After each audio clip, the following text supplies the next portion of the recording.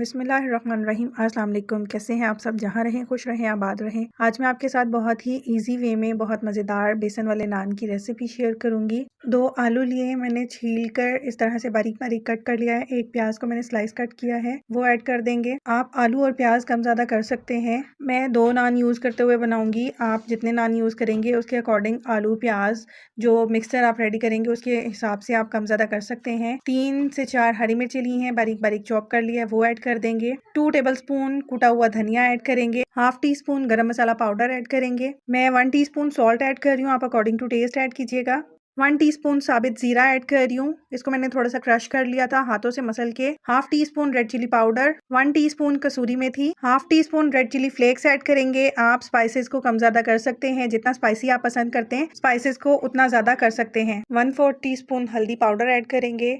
Half tea spoon chaat masala, थोड़ा सा different और मज़ेदार सा टेस्ट देने के लिए 1 टीस्पून मैंने यहाँ पर चिकन पाउडर ऐड किया है। 1 कप भर के बेसन ऐड करेंगे। बेसन को मैंने छान लिया था और थोड़ा थोड़ा करके पानी ऐड करते जाएंगे और इस मिक्सचर को मिक्स कर लेंगे। जैसे हम पकोड़ों का बैटर बनाते हैं उससे थोड़ा सा पतला रखना है, क्योंकि हमें नान के ऊपर इस मिक्सचर को कोट करना है और पकोड़ों का मिक्सचर थोड़ा थिक होता है, हमें थोड़ा सा उससे पतला रखना है। बेसन वाला मिक्सचर रेडी हो गया है। मैंने 2 नान लिए हैं, इनको मैं सेंटर से 2 पीसेस में कट कर लूंगी।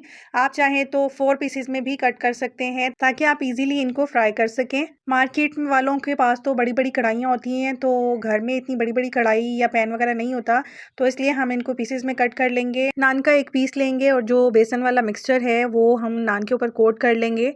नान की दूसरी साइड से भी हमने बेसन को कोट करना है। दूसरी साइड पे हम आलू वाला मिक्सचर नहीं लगाएंगे, खाली बेसन लगाएंगे, ताकि हम जब इनको फ्राई करें तो हमारा जो नान फ्राई होगा तो वो क्रिस्पी ना ज्यादा बने। नान बेसन की वजह से सॉफ्ट बनेगा। दोनों साइड से कोट करेंगे। एक साइड पे हम आलू वाला मिक्सचर लगाएंगे और दूसरी साइड से सिर्फ थोड़ा सा प्रेस करना है कि उसके ऊपर बेसन की कोटिंग हो जाए। ऑयल को मैंने पहले गर्म कर लिया है और जो मैंने बेसन लगाया था नान पे वो हम इसमें ऐड करेंगे। बहुत ही एहतियात से डालिएगा, ऑयल बहुत गर्म है।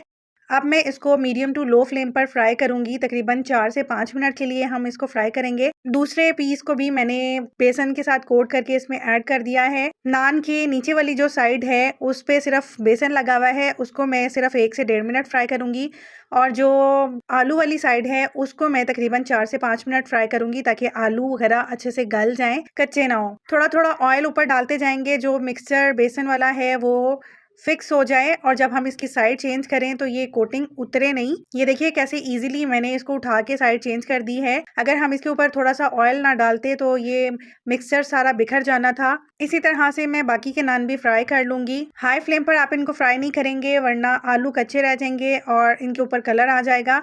अब माशाल्लाह से बेसन वाले नान बिल्कुल रेडी हो चुके हैं। अब मैं इनको निकाल लूंगी।